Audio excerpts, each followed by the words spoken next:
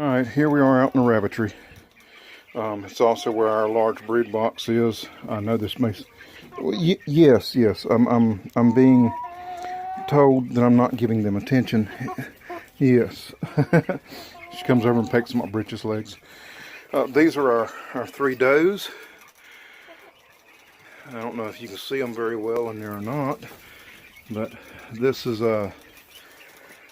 how we're helping keep them warm out here during the winter and stuff. We got a tarp up across the back.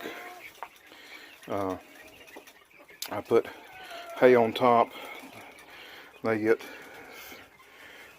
some Timothy grass and stuff in the cages each day. This is the larger brood box, and we did hay on top of it and all too, because we've had some real cold temperatures for this area down in the mid-20s.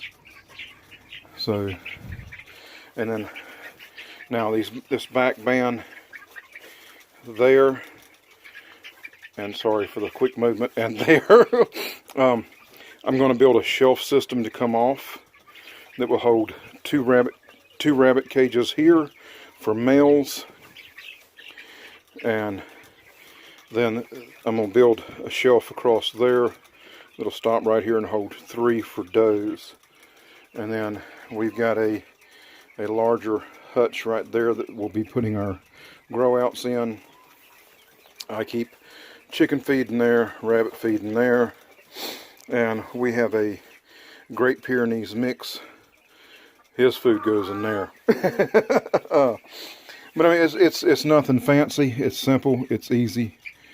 And you can hear the chicks in there. They're going to town on food and all from this morning.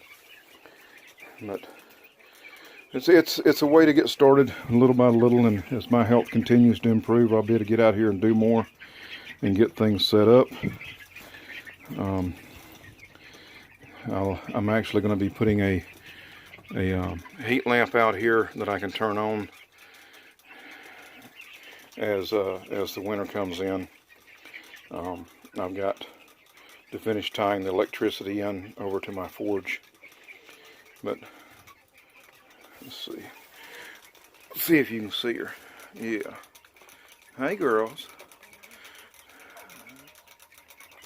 They're always thirsty first thing in the morning.